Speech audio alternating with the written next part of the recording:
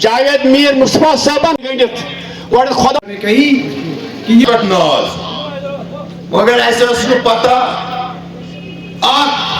कलम त्रुस लगे तो अत सारे सान अरमान सम सतुर तो बे सूर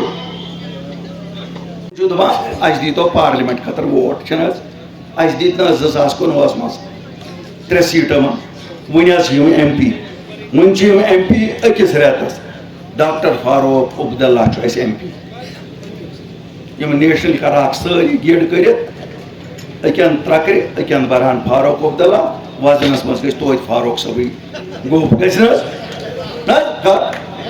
सियासी कदावर नेता अल्लाह ताला थनस ना सह कहो कर तम मौजूदगी मज पार्लियामेंटस मज 3-7 हूँ बचत न हूँ बच यल त्रान बुजुर्ग यल 5 वन मज त्रान न दितु इस्तीफा न वो कह प्रोजेक्ट तुम क्यों दमो तुम क्या वरासत पब सज वरासत यह कम लिखम तुम बिशर तुम कम बुचु वोट मांगने मे वन वोट कम वोटुक हकदार सू खदमत कर 7 वन बोन मे दीजो माफी तुम लजम ब्या लजम 40 वरियो पे गोस किकर कुन तथ उनको शर्म करनी चाहिए। दिल्ली का रास्ता भाजपा का रास्ता उन्होंने खोला तो उनको तो कम से कम शर्म आनी चाहिए। नेशनल कॉन्फ्रेंस ने तो 98 में खोला था, इसने तो अभी भी आज भी उनके साथ ही है।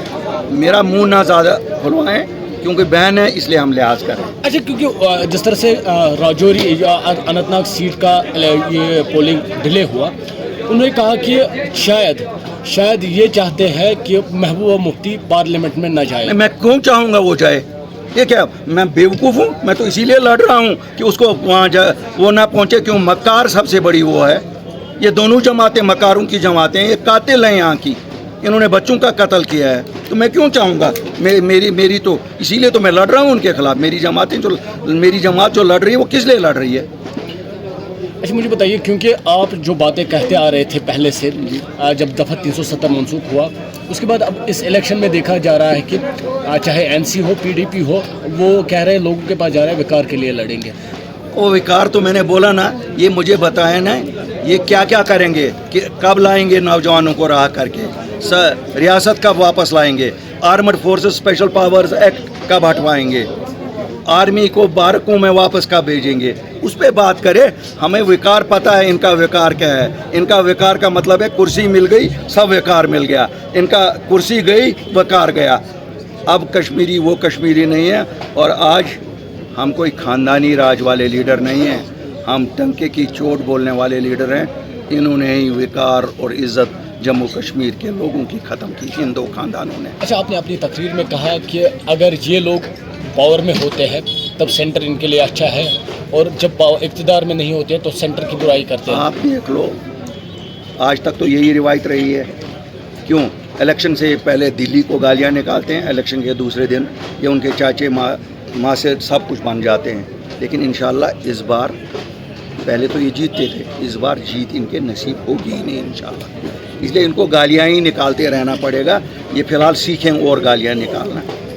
लास्ट सवाल, अपनी पार्टी जिस तरह से कैंपेनिंग कर रही है, कहाँ देखते हैं आप, क्या नताइज आप एक्सपेक्ट? देखो, अल्लाह के हाथ में 4 साल की जमात, इतना हजूम आपने देखा जावेद साहब को देखने के लिए। जावेद साहब के फॉलोअर्स यहाँ आए, اس سے بڑی بات کیا؟ ہماری بات ان تک پہنچی، یہی بڑی بات ہے، باقی جیت اور ہار تو اللہ کے ہاتھ میں ہے۔ کیونکہ مرکز کہہ رہا تھا کہ جموں کشمیر میں نارمل سے آئی، لیکن جس طرح سے راجوری پونچھ میں بھیا یہ ایک آدھ تو چلتا ہی رہے گا، نارمل سی ہے یہ محبوبہ جی کو نارمل سی دکھتی نہیں ہے، ہم سب کے لیے نارمل سی ہے، یہ عمر صاحب اور فاروق صاحب کو بھی نہیں دکھتی ہے۔